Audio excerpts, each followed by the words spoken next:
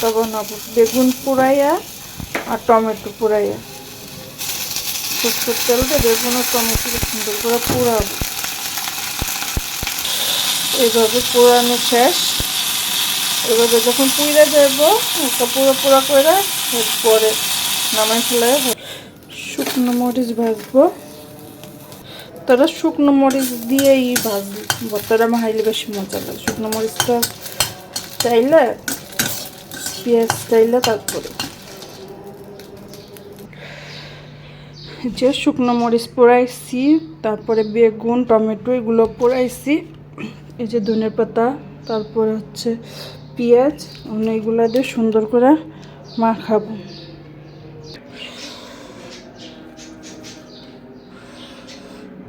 লবণ দিয়ে দিলাম।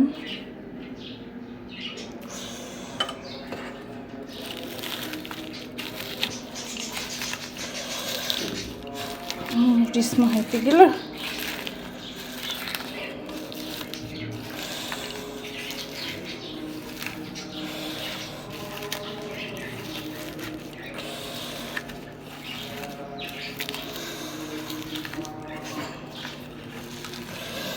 তো মরিচ দিব না, আলু ভর্তা করবো তো ওই জন্য বেশি করে মরিচ মাখাইছি।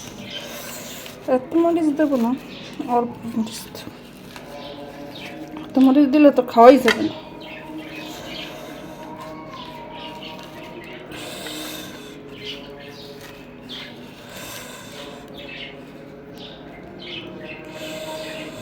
ধনিয়ার পাতাটা দিয়ে দিলাম।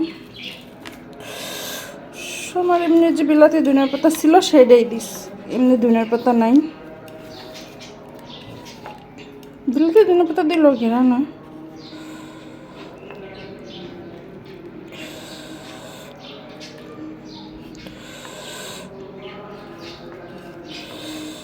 পেস্ট কি কইরা নি, খোসাগুলো উঠাইনি।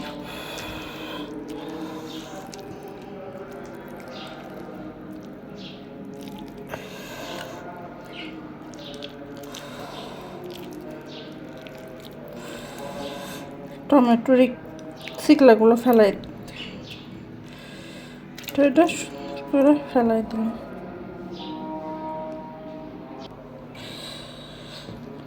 পেঁয়াজ দিয়ে দিব,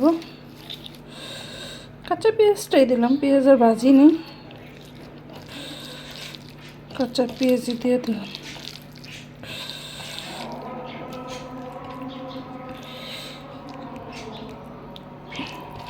এইভাবে যদি এই টমেটোর ভর্তাটা টমেটো আর হচ্ছে বেগুনের ভর্তাটা বানাই খাইতে পারে, অনেক স্বাদ। এইভাবে বানাই খাইয়ে দেখবেন। আমার ভর্তাটা বানানো শেষ, দেখেন কালারটা কত সুন্দর আসছে।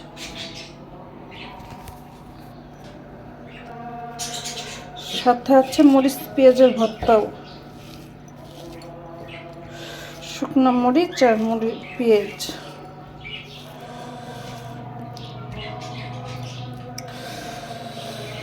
শেষ আমার আজকের ভর্তা বানানো। ভর্তাটা কেমন হলো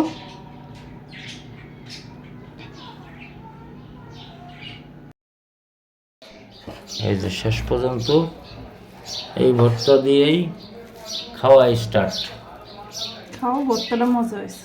নতুন ভর্তা, নতুন নতুন ভর্তা, নতুন ভর্তা। গাছের বেগুন, পাকা টমেটো, গাছে বেগুন ছিড়ছ একটা ভর্তা খান। এই যে আমাদের টপের গাছের বেগুন ভর্তা খাওয়ার জন্য ছিঁড়া হয়েছে। ওকে, সবার ধন্যবাদ দিয়ে দাও। ধন্যবাদ সবাইকে, পুরো ভিডিওটা দেখবেন।